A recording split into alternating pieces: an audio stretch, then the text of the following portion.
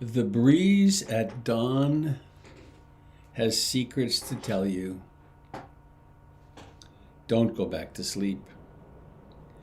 You must ask for what you really want. Don't go back to sleep. People are going back and forth across the doorsill where the two worlds touch. The door is round and open. Don't go back to sleep, said Rumi 800 years ago. The breeze at dawn has secrets to tell you. Don't go back to sleep. You must ask for what you really want. Don't go back to sleep. People are going back and forth across the doorsill where the two worlds touch. The door is round and open. Don't go back to sleep.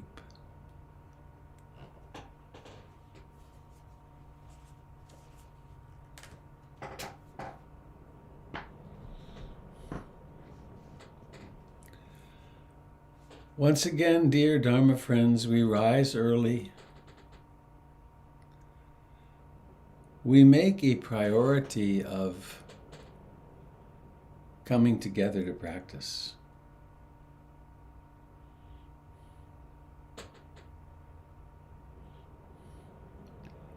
We make a priority of waking up, not just waking up from sleep, but from waking up from delusion.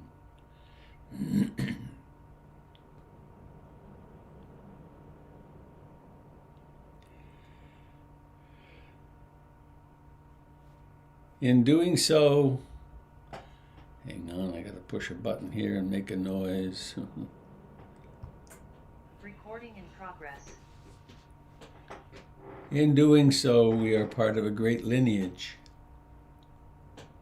generation after generation down through time.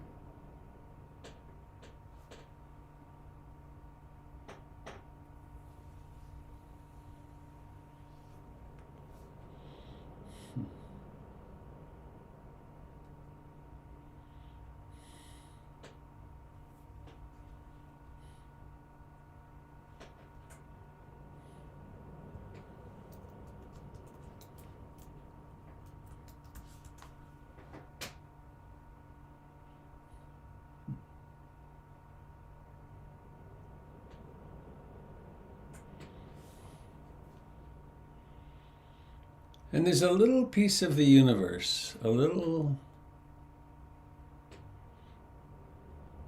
few places of the web that we can reach, not the internet, but the web of life.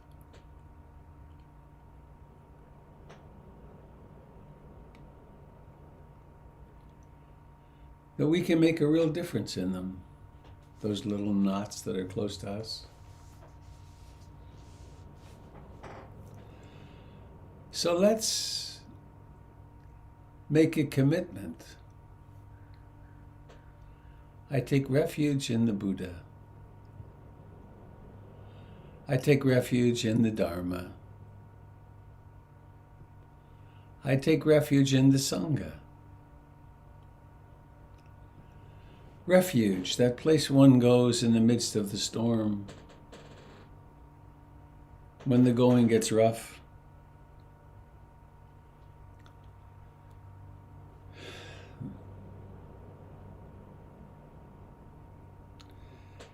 Let's check our posture. Let us sit comfortably upright, not be slouching or surrendered somehow to gravity, but balanced, poised.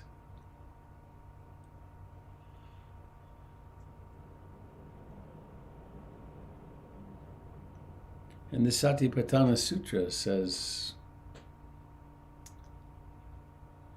we go to a quiet place,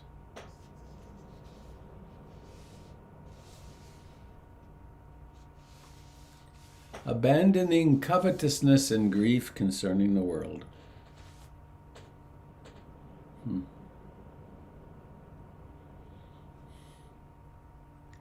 Placing mindfulness before us.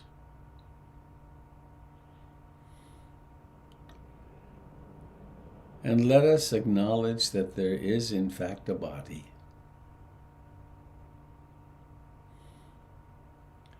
It's not a fantasy. There is, in fact, a body.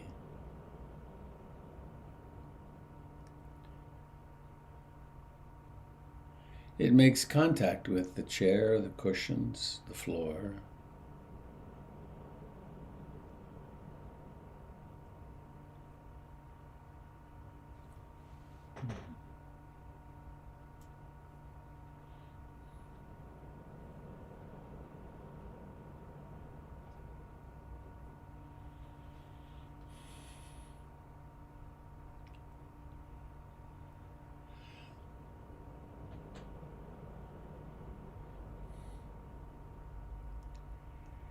And there is life in this body.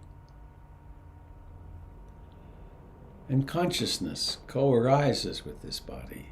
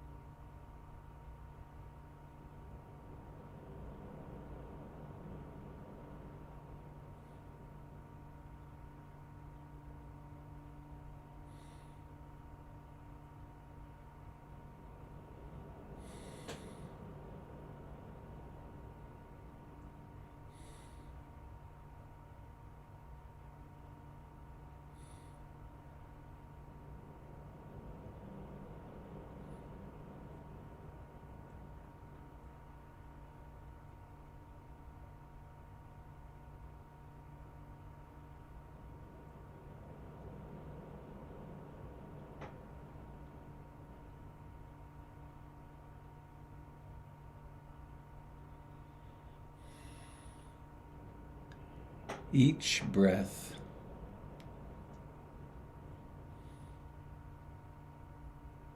is the gift of life.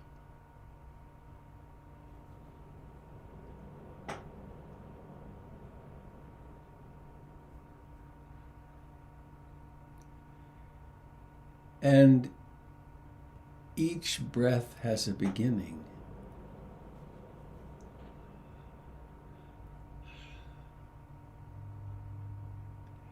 Without mindfulness, without concentration, without curiosity,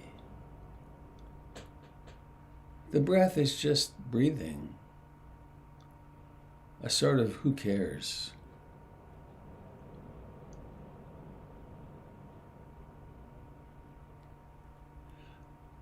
But the meditator, practicing to penetrate and dive deeply into the present moment,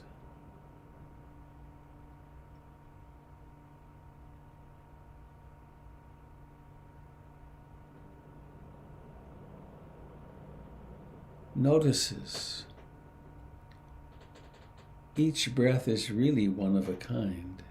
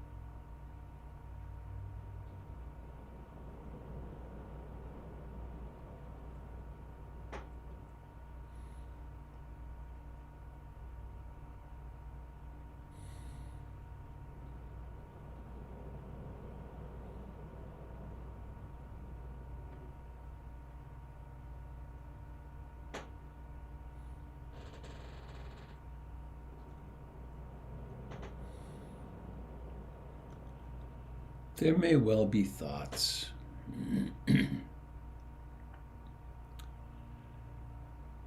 We may well fall into trances. The story of the day, or the story of the month, the fear of the day, the excitement and looking forward to of the day.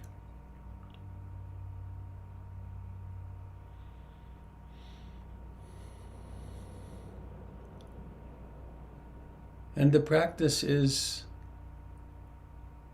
remarkably simple.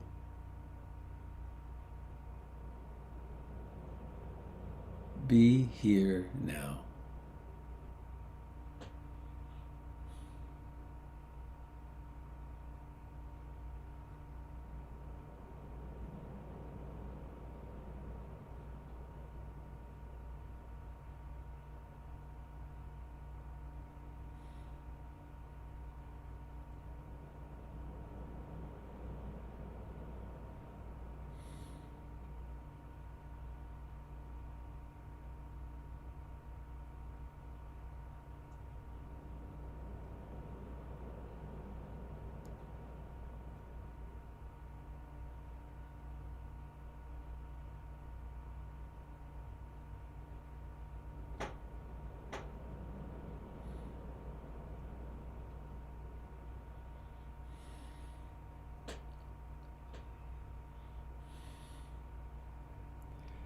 The 5 hindrances may put in an appearance, or they may be dominant.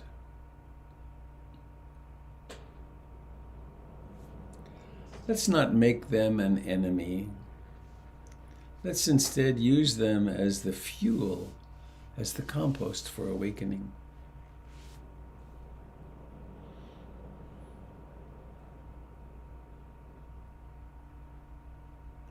This could be a time of quite a lot of wanting, desiring, maybe desiring pleasure in meditation, or maybe looking forward to something that's planned for today. Or it could be moments of aversion, striking against, pushing away.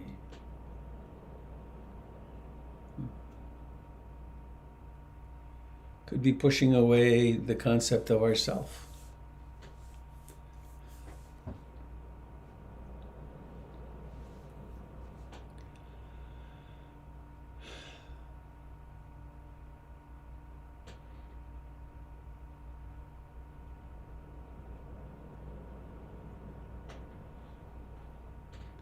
Maybe the mind is restless and agitated, perhaps worried or very planful.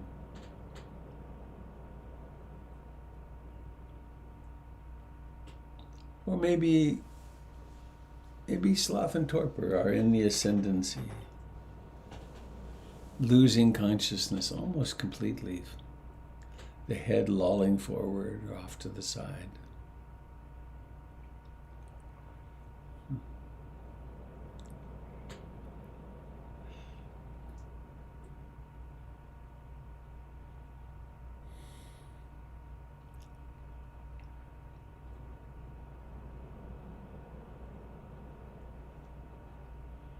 Maybe there's doubt.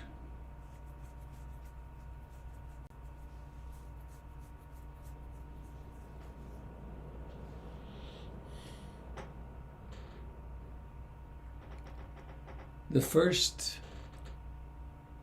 and most powerful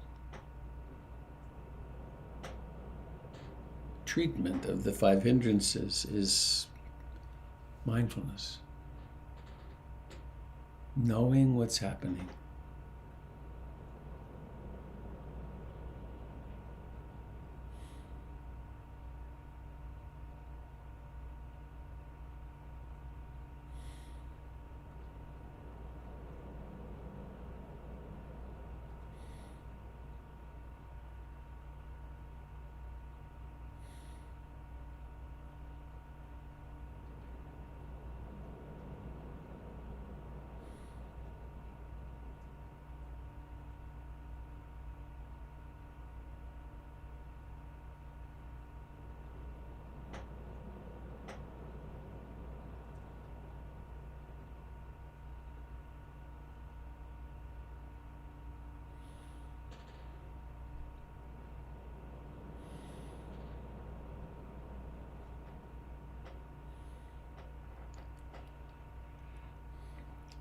with a home base like the breath,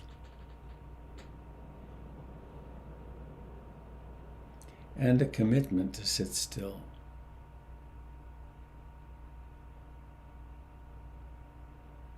To let the body sit like a rock.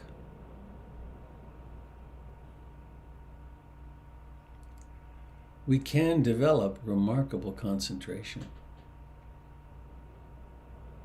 Concentration that suppresses the 5 hindrances, that suppresses emotion.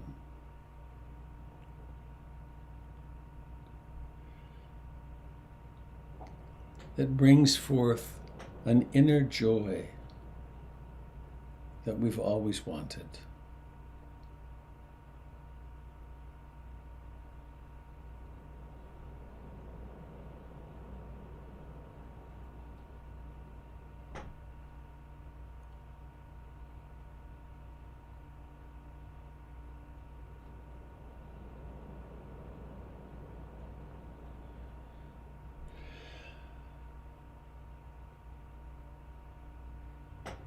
And so we come home to this breath now.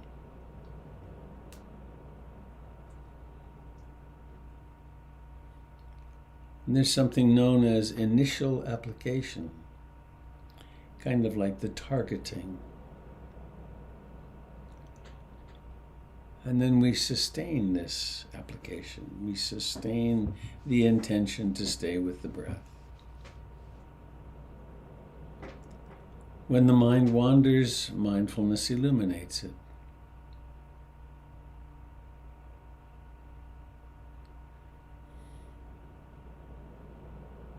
Starting again.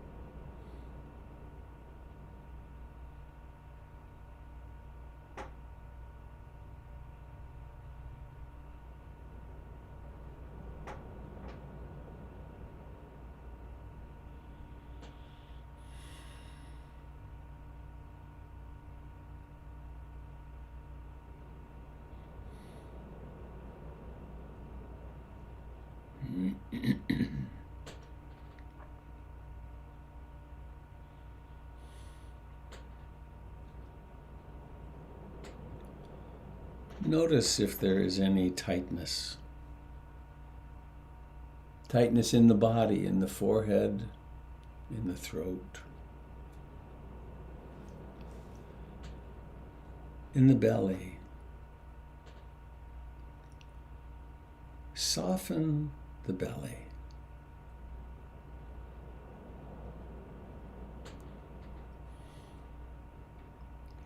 Stephen Levine encouraged us to begin with a soft belly, to allay the fears, the striving, soften.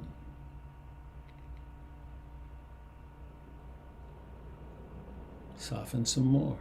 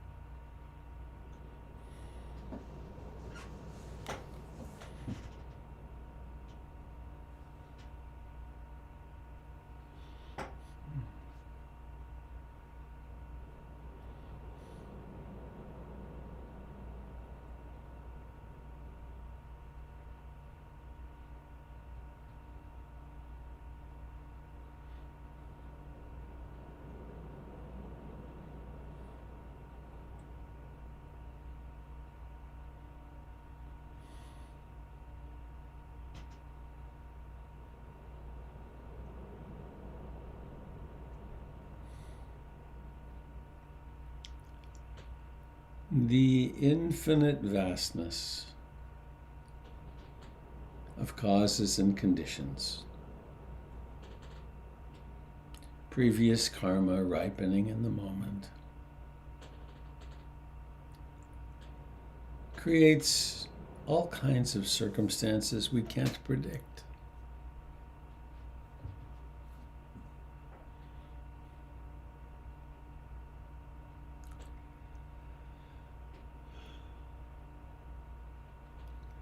That which we do appear to have some influence upon is whether we're awake and whether we have that thin slice of choice. When pleasant experiences arise, inner and outer pleasant experiences, we can choose whether to indulge them, whether to pursue them. Do they harm anyone? Do they harm me? When unpleasant circumstances arise, externally or internally,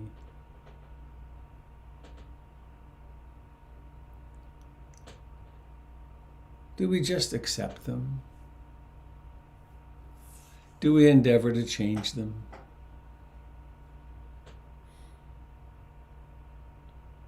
That thin moment of choice is illuminated and opened by mindfulness, by concentration.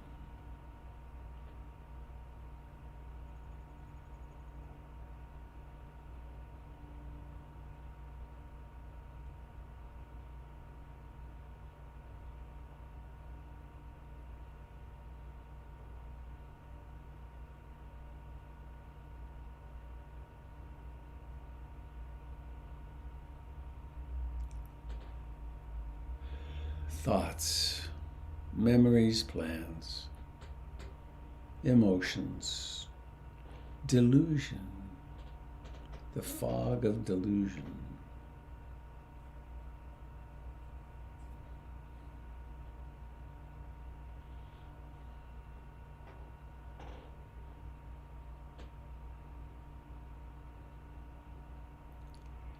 And we sit like stones,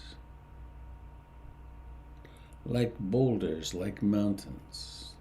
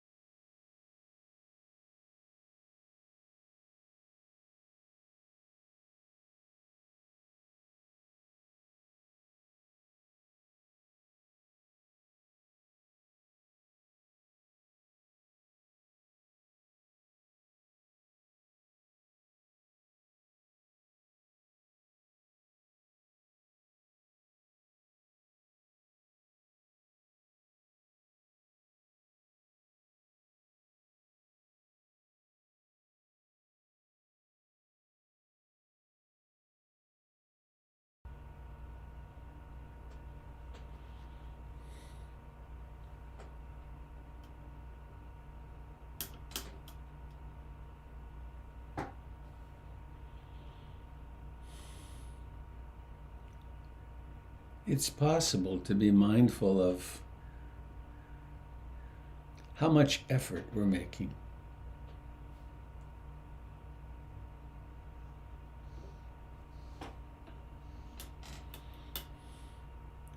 Mindfulness itself requires no effort.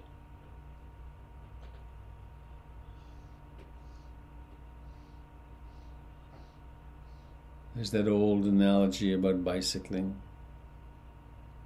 It's hard at first, but then it becomes so natural. And the same is true with mindfulness.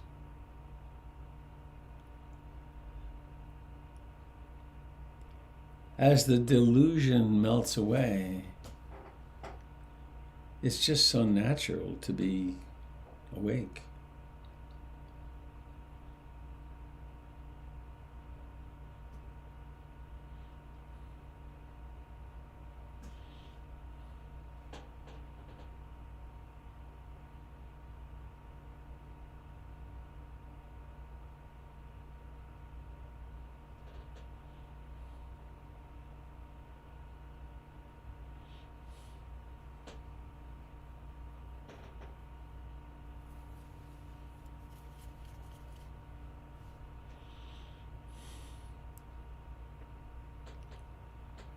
And we can remind ourselves,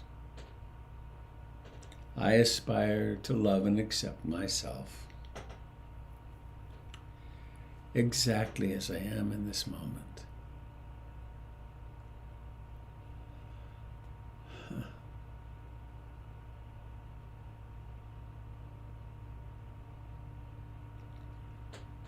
Your life, my life, all of our lives have been as they were. There's no going back to change them. But there is the capacity to remember differently.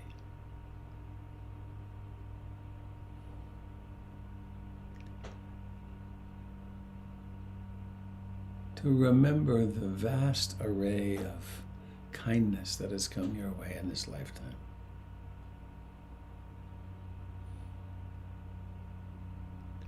The extraordinary good fortune to have discovered the Dharma.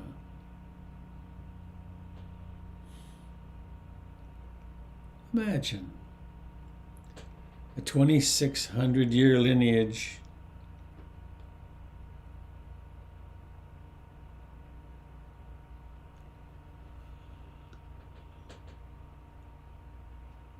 and you bumped into it.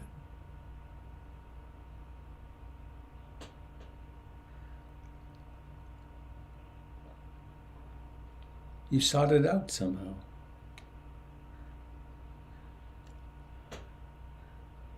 I aspire to love and accept myself in this moment, exactly as I am.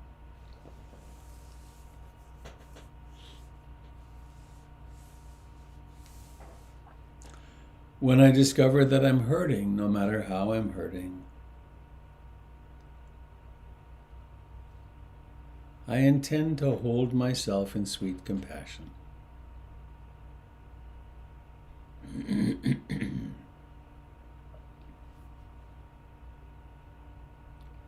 It's very simple.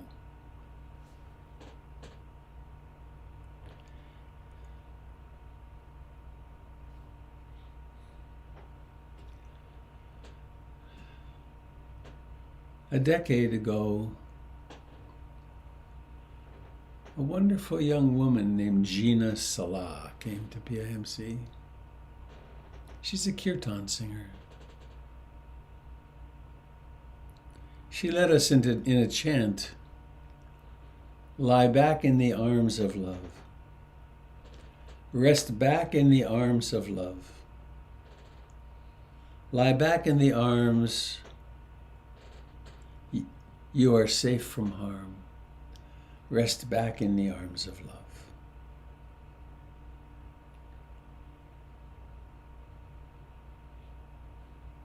Just this morning I found a YouTube video of that, and going to try playing the audio. I don't know how well it would work. Tim, would you give me a thumbs up or a thumbs down if it's working? Thumbs up meaning yes. So we'll just see. It's so lovely.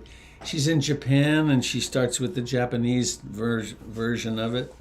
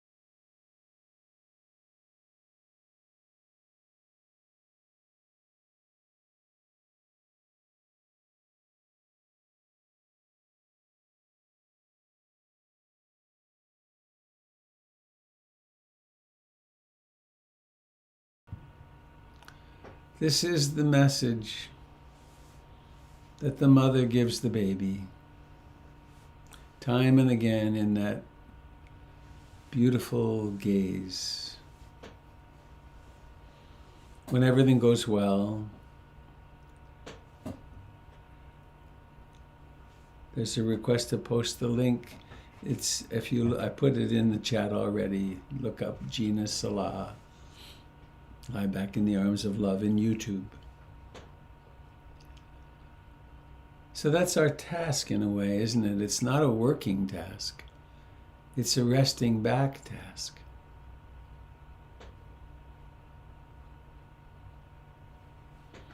And as we let our eyes open now,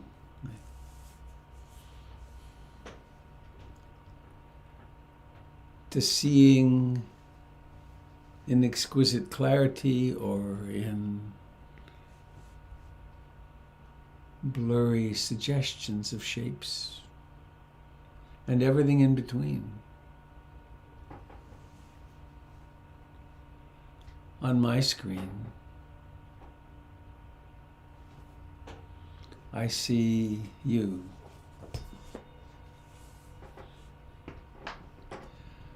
And every now and then,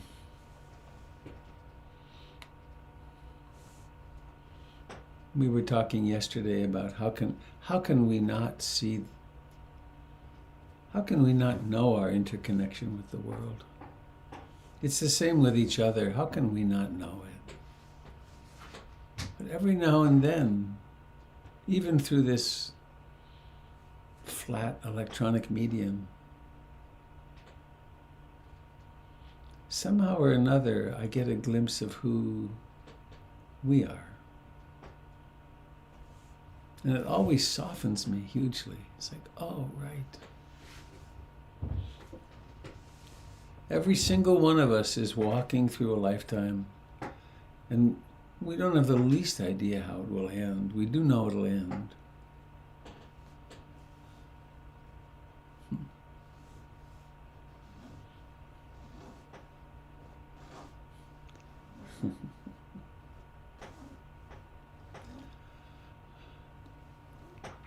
Denise, coming to your comment yesterday, way back when I did that master's in environmental studies, we had to create our own plan of study.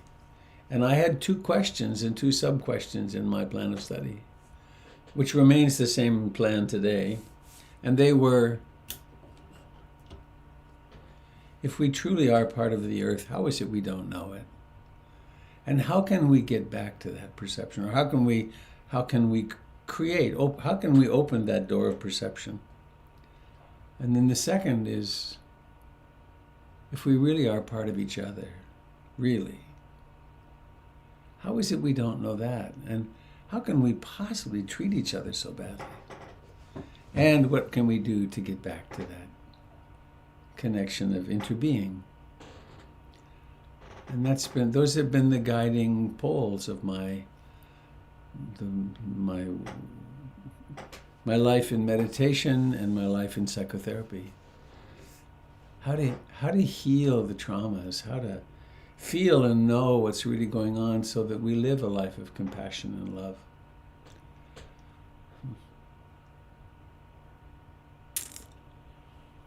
It's a big task, isn't it? But I think it's the only game in town, the only one I'm interested in.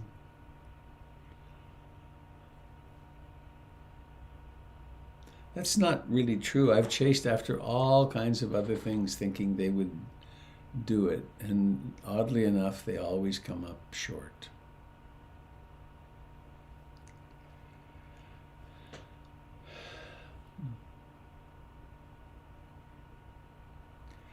So I want to neglect announcements today. Oh, maybe this Sunday night, Kendall is teaching 6:30. That'd be a good one to mention. So please check in, and if you've never been with Kendall, I highly recommend checking her out because she's a woman of great wisdom and a lot of heart.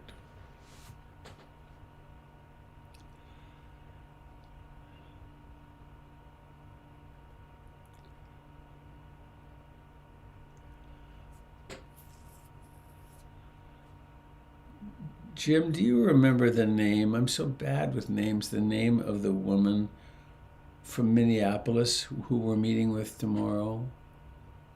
Steffi Graf. Say again?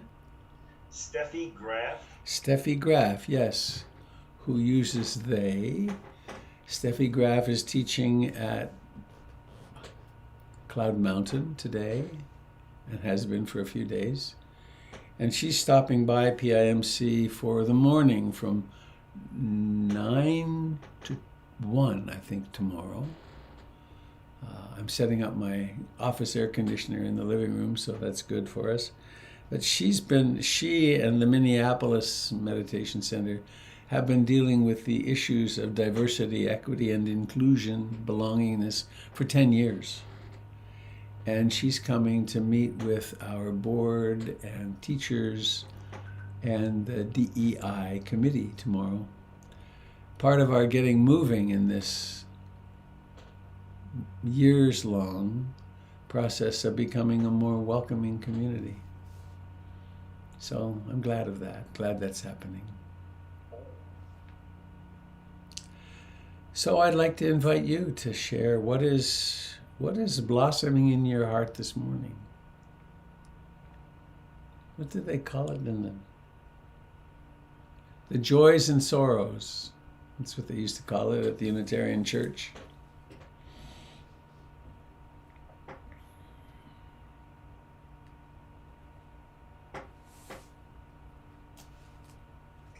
Hi, Robert. Hey, Sangha. It's Catherine. Hello, Catherine. Hi. Good morning. That touched my heart so deeply. That was quite an experience listening to music as I was meditating. I've never done that before. It's just like these waves of of joy, love, compassion. So thank you so much for that. And I would like to take this time to thank the Sangha and thank you all for your support of me, especially during this time of my mother's passing and when I had her memorial. It sort of brought it all up again. So I just want to thank all of you for listening. And it's really, it's rare in life to be able to cry and share your heart with 50 people and just be so, and I could just feel the acceptance. So I really want to acknowledge that. I'm so grateful to all of you and to you, Robert, for creating this space, helping us create this space together. So yeah, just really, that's big in my heart today. So thank you. Thank you for sharing yourself so beautifully, Catherine.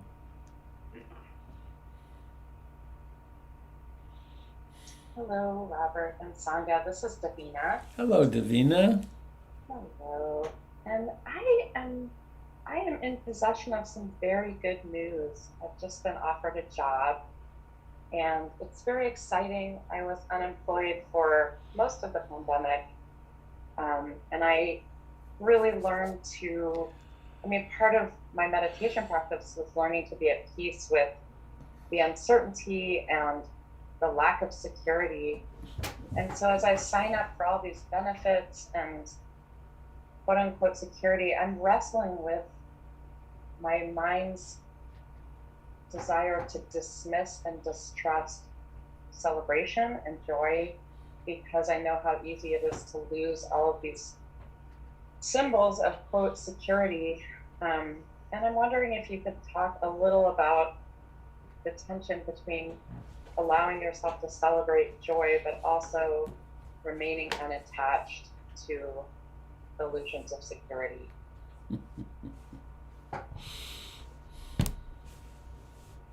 I'll keep my answer off the air. Yeah. What comes to mind is two things. One is,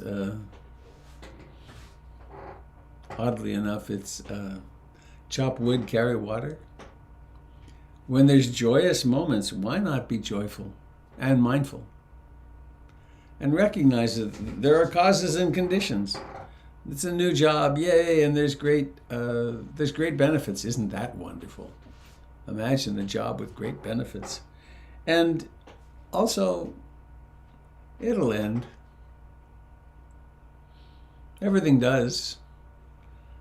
And so there's this cycle that we go through of success and failure, praise and blame, the Buddha called it the vicissitudes of life. praise and blame, gain and loss, health, sickness, employment, unemployment, etc. And to just experience them all fully right now. And I'm happy for you. I'm really delighted. I'm getting a little contact high, actually. Yay, Davina's got a job. Hooray! So why not do a little dance of hooray, yay, you got a job, yay, good thing. And experience it fully. And of course it will pass. But that doesn't mean that the experience isn't extraordinary and wonderful and comforting. And you can look at your bank account and see in the next month or 2 or 3 there actually will be extra money. That's cool. I don't even know how to get my head around that. Like, it's so rarely happened in my life to have more than I need. So it's very exciting, and I also have tremendous survivor's guilt. I have so many friends who are struggling, and I have struggled for so many years. So I'm really excited at the opportunity to be generous. Yeah. With the world. Yeah. Mm. And you can do so much good with your generosity. And this is a direct message to you, Davina. You ready? Yes. Start with yourself. Lots of generosity for yourself. There's probably been a lack of clothing purchases or something, you know? And I would say set something aside to really be indulgent of yourself. Thank you. I know that's hard to hear, but yeah. And we can't save the world. The world is careening on its own insane course. And you living a life of the penitent isn't going to save it.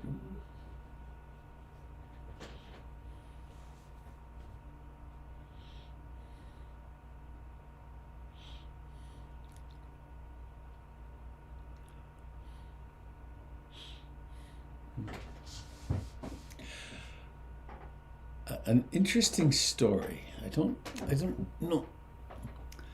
When one sees pictures of Burmese monks, and I don't know how it is now. It was half a century ago I was in Burma. But anyway, the pictures of all the monks, the old great masters, they always look like this.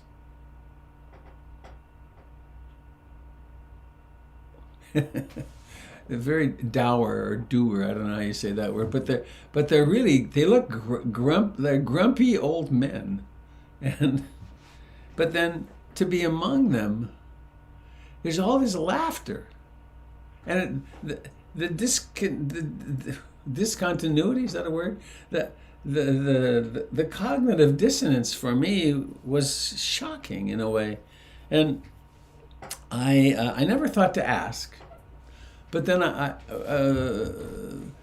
was at a retreat one time. The Mahasi Sayadaw, this great old master from Rangoon, who wrote 120 books and started a bunch of meditation centers. I mean, really a true bright light in the world. He came to America. He did one retreat at Yucca Valley in California, and he came to Ruth Dennison's place for lunch, Ruth's place was only about 5-10 miles away. And I was really into photography at that point, and I had this cute little camera with a long telephoto lens, and I managed to zoom in on him guffawing. I mean, all the monks were sitting in this little tent sort of structure, house tent, and I got him with his head back and laughing, and I printed that to have on my altar. It was an 8x10 of the Mahasi Sayadaw in full laughter. And 2 of his monks came to visit about 6 months after his visit. And they went to my meditation room, of course. And one of them came out aghast. He said, "Where did you get that picture?" And I said, "Why, I took it." And he said, "The Mahasi Sayadaw would not approve of it." And then I said, "Why not?" And he said, it is unseemly to show happiness and joy when there is so much suffering in the world. Now, I thought that was pretty nutty. Interesting, though, huh? I put it away while they were there, but I put it back out again. I have no idea where it is now. It was years ago. But that was an interesting view. The monks, I mean, people who've done a lot of meditation practice tend to be really happy. That's been my experience across the board. Happy in the midst of the, how do you say it? One could say, oh no, it's all out of control and it's going to end badly. I think I'm going to suffer all the way there. Or one could say, oh no, it's all out of control and it's going to end badly. So why not be loving and joyful on the trip?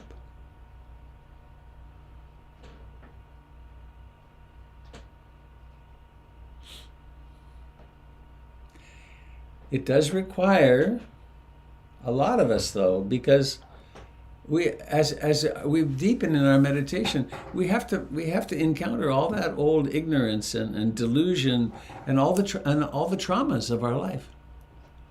We have to encounter the trauma of our childhood and how lonely and hopeless and despairing some of us were, and how difficult it was to have the family we lived in. But it's all over. It's finished. There's now. It's a strange thing.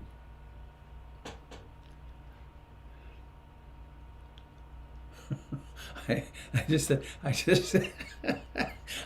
had a thought, which is, you're in deep shit now because you'll have to pay for this. It's like talking about being lighthearted and joyful. Well, the depression must be just around the corner because you're not going to get away with this. Or maybe it's okay. Maybe it's okay to be joyful when we're joyful. There will be more pain and there will be more suffering in our lives. Unless we're fully awake, I suppose. But when joyful, accept being joyful. When sad, accept being sad.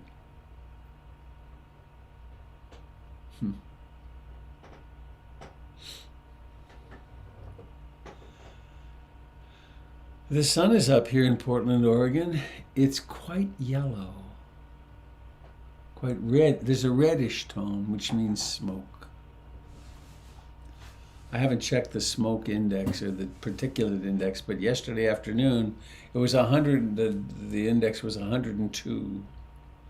Last summer we were beyond. I think the scale goes to 500, and Portland had the worst air in the world last year for a while.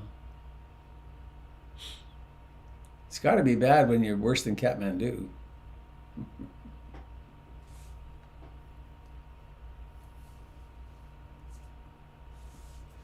Robert, it's Darcy. Hi, Darcy. I've been wanting to ask you, you talked earlier months ago about some teachings you were taking about non-duality. Yes.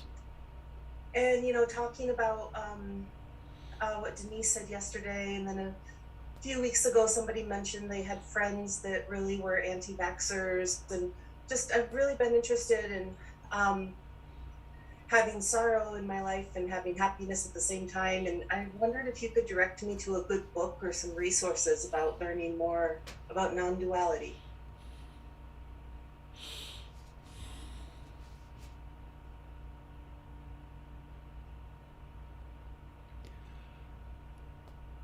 Aside from Matt's book, which is not publicly available, I have found a lot of inspiration from Adyashanti and his book, The End of Your World. Okay. That's a great book, The End of Your World. Okay. It's a book that, and he says this in it, it's a book for the person who actually knows what it's like to be awake, who's had moments of, oh yeah, right, it's like this.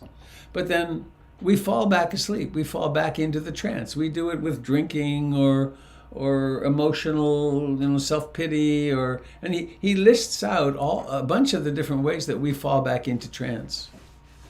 And the fundamental presumption is you're already awake and falling back into the trance. So that would be my recommendation. I'm not well read in the non-duality literature, Okay. but that's a beauty. Okay. Thank you. I take a lot of comfort in the fact that two things can be correct at once and not struggling between them. Right. Yeah. Robert, I have something to add there. I think it sounds true as a 30-day challenge given by Adyashanti on waking up, where he gives just little excerpts, 10-minute dharmets, small dharma talks each morning for 30 days, and it's really changed my life. It's Wow. amazing. Okay. Thanks, Jim. And you do it at your own pace, Jim? Is that the way it works? Yeah, the software is set up so that you can continue or pause 24 hours, or in some cases, for me, 72 hours. Yeah, I just did it at my own pace. Thanks. It's a good idea.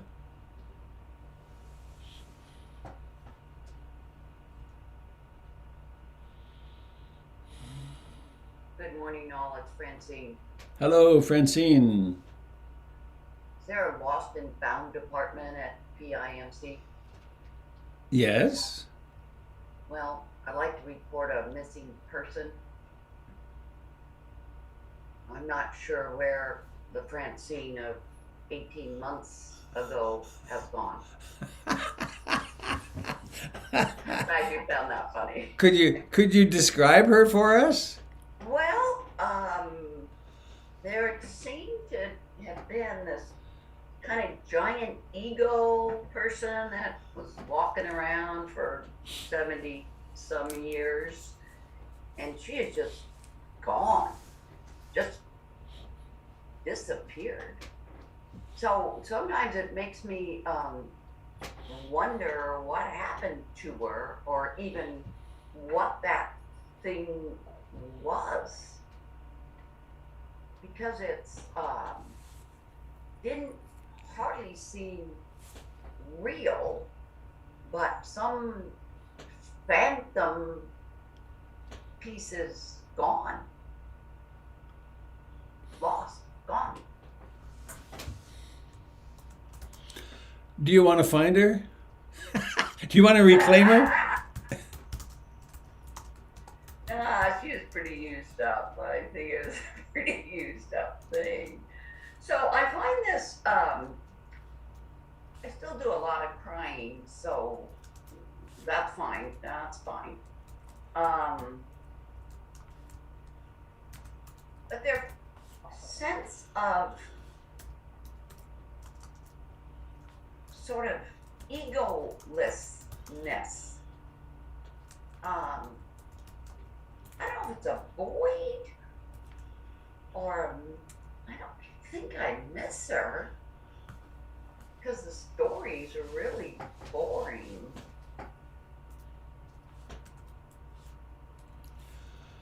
How long does this last?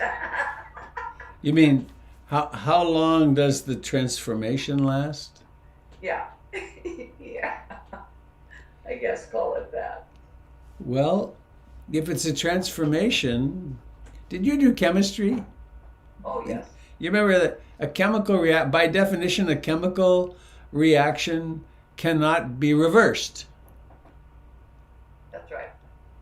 as opposed to like change of state. You can freeze water in thought and freeze it in thought. Well, a chemical reaction is not reversible, and I believe that transformation is not reversible. That once the doors of perception have opened, there's no going back. Maybe through brain damage, maybe Alzheimer's. I don't know about that, but my observation in myself and others is it's a one-way path, and that in fact there's an understanding. Part of the Theravadan understanding is that at a certain point, one gets a glimpse of the Dharma, of the way things actually are, and it is irrevocable. There is no turning back after that. In fact, they call it entering the stream. It's the stream of awakening, and they have a whole worldview thing that at most you'd have 7 lifetimes to come back, but there's no way to fall into gross ignorance ever again. And so that's built right into the teachings. And well, there's no more stories. Yeah. I don't really have much to say about anything, actually. Oh my God, you've become a boring person.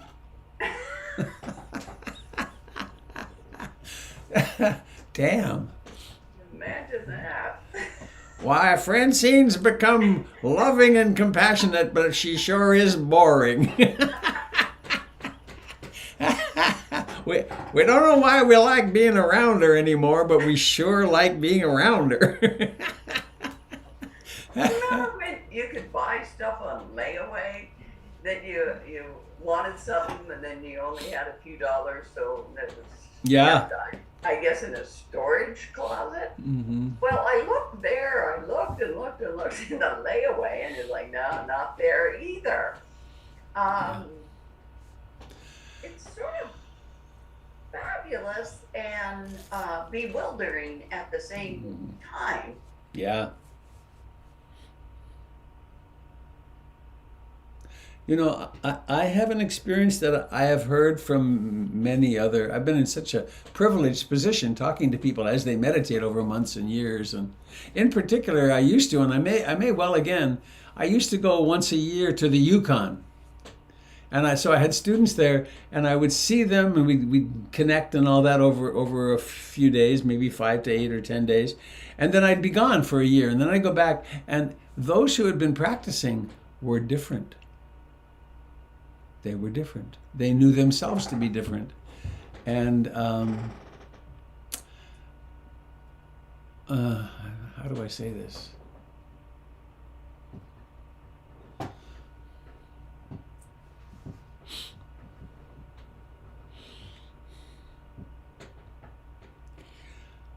There was a time not so long ago, maybe 20 years, maybe 25, where when I would get together with my sisters, who grew up in similar family, we would always talk about the past and how difficult it was and who was the favorite and so on. And that's come to be, I don't have the least interest in that anymore. I mean, I'm simply not interested. And it's not through repression, it's that why talk about an old movie that's over?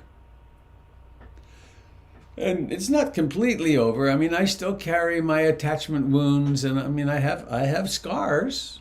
I also have great blessings from that time. So as the stories fall away,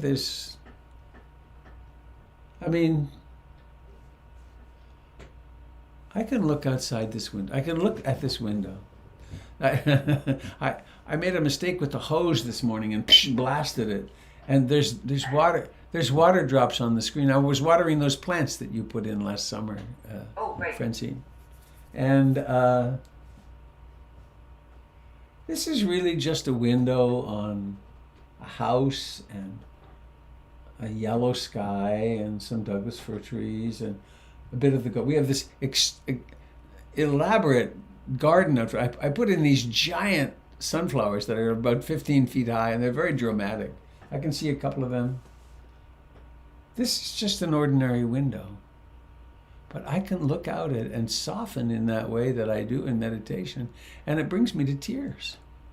It's so beautiful. And it's now. It's this now. And so the stories get less and less interesting because now becomes so much more nourishing.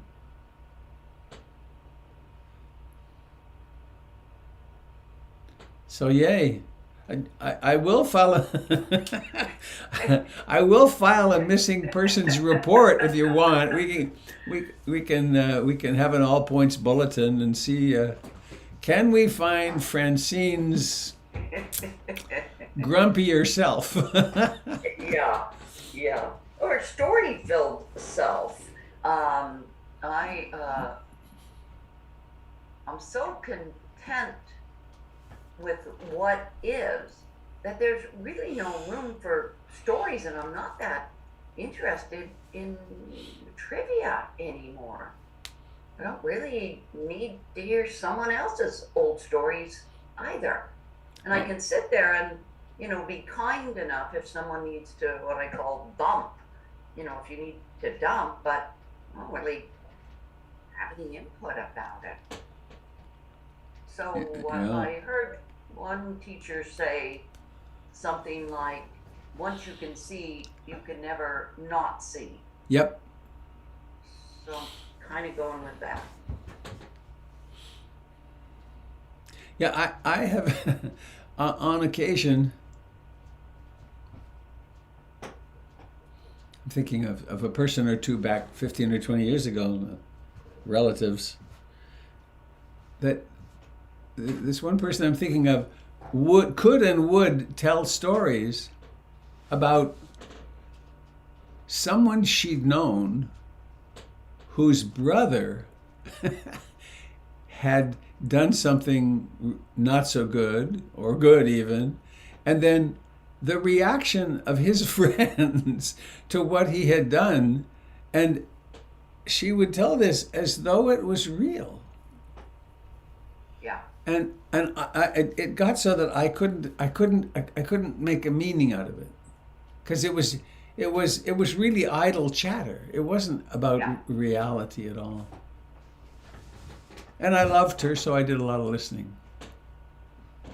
Former mother-in-law, beautiful person. Not former, she's still my mother-in-law, but she died a few years ago. Thanks for letting me share that, and I might, in that notion with, I'm not looking for her. She had a good life, and all right, we'll let her go. let her go. We will delete her personnel file. Thanks, that works for me. Thank you, my dear. Well, anybody else? It's 8:17. I need to go relatively soon. I'm meeting my grandkids at a water spray park this morning, where water shoots up out of the ground. Hi, Robert. Stephanie, hi. I just wanted to say hello and thank you to everyone. I moved to Depot Bay in June, and it's on the Oregon coast. It's like a beautiful little beach town. But I've been feeling real lonely. Like, ego has been talked about a lot. People talking about ego and being away from everyone and just a tourist town. Like my ego, like there's no validation of ego. So it's been kind of hard. But coming to the Sangha has really helped me to see what's important and just feel love and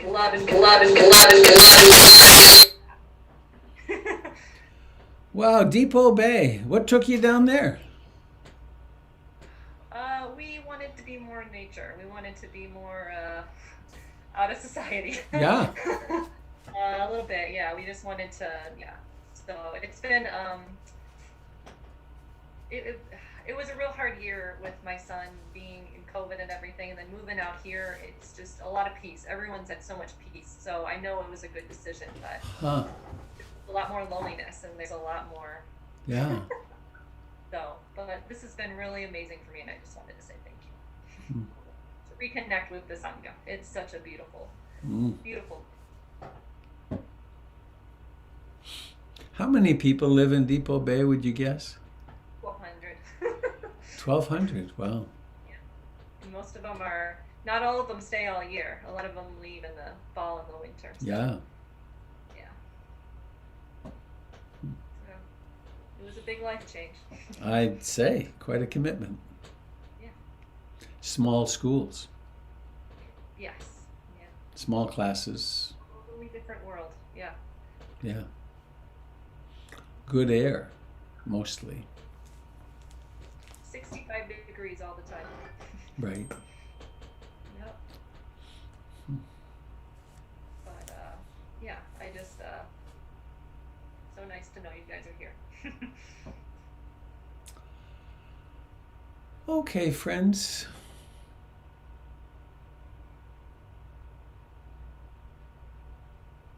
Let's go out on a chant.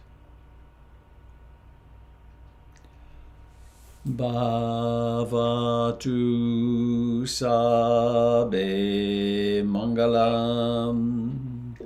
Bhavatu sabe mangalam. Bhavatu sabe mangalam. Sadhu, sadhu, sadhu.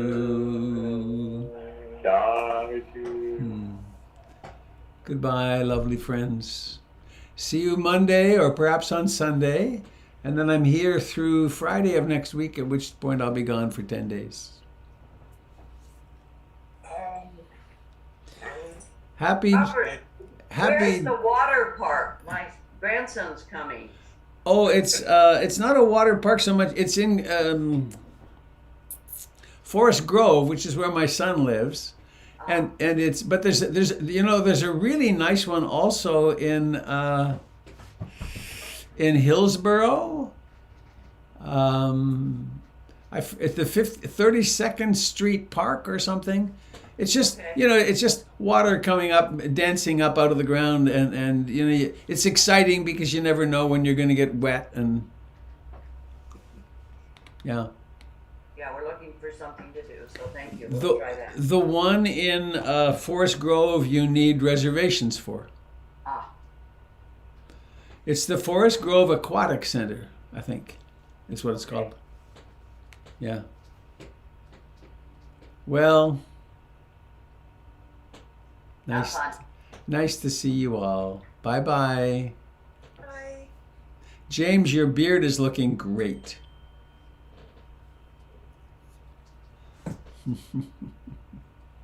Very handsome. See you later, alligators. Bye-bye. Going to light speed.